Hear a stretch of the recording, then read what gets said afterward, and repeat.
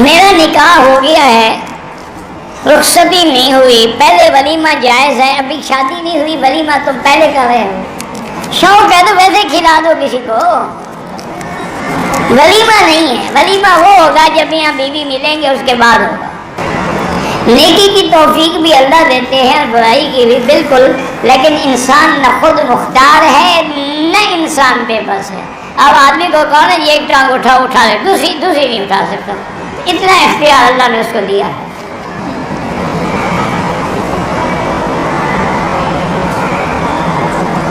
کہتے ہیں کہ گاڑی کا ٹائر کھل جائے یا گاڑی کا حادثہ ہو جائے تو کہتے ہیں کہ وزیر مستعفی ہو جائے، نہیں آپ کیوں مستعفی ہوں جی، ساری دنیا مر جائے آپ کی وزارت کی کرسی مضبوط ہے۔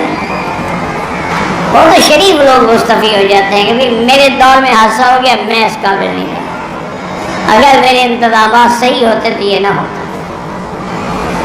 یہ آج نعوذ باللہ کافروں میں یہ باقی ہے بات، ان کے ملکوں میں اگر کوئی ایسی بات ہو جائے فوراً منسٹر اپنی منسٹری چھوڑ دیتا ہے، کیوں؟ اس کی وجہ ہے موت برحق ہے، تقدیر برحق ہے۔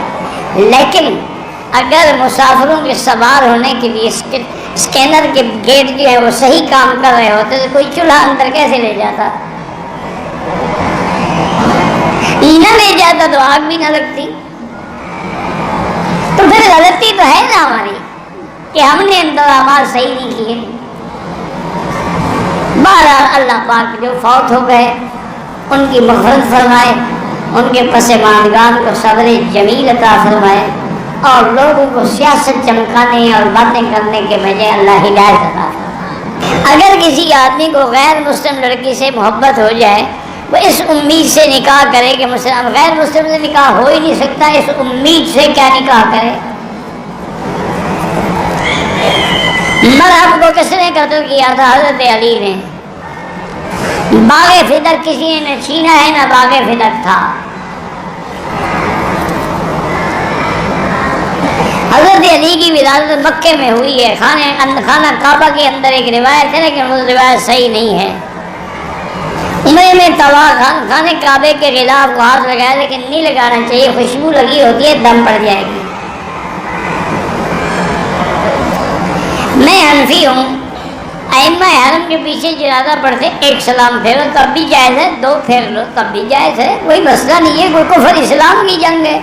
بات شادی کو 3 سال ہو گئے، شوہر سے کوئی تکلیف نہیں ہے، گھر میں پریشانی میں جینا نہیں چاہتی، بالکل توبہ کرو، خودکشی کا خیال کرنا بھی گناہ ہے، استغفار پڑھو، توبہ کرو، 2 رکعت نماز پڑھ کے گھر میں دعا کیا کرو کہ اللہ ہمارے گھر میں سکون ہو، اور سکون اللہ کے ذکر سے ہی ہوتا ہے، اللہ بذکر اللہ تطمئن القلوب۔ میری گھر والی رات کو نیند میں ڈر جاتی ہے تو کٹھے سویا کرے نا،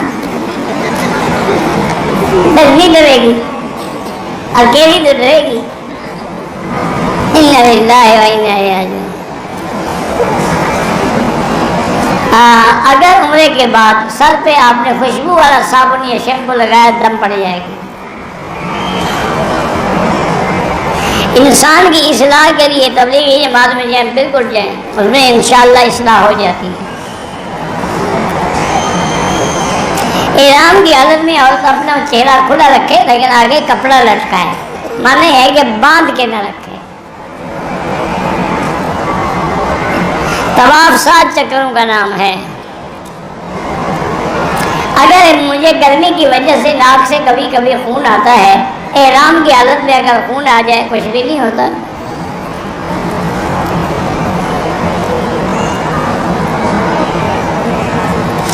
بہرحال کہتا ہے جی کہ مدینہ شریف میں بھی کچھ اہل بدعت جو ہیں وہ 12 ربیع الاول کو جلوس نکالتے ہیں، بالکل غلط بات ہے، یہ ایسے لوگوں نے بنا ہے، گھر میں نکالتے ہوں تو الگ بات ہے، وہ باہر سڑک پر نہیں آ سکتے انشاءاللہ۔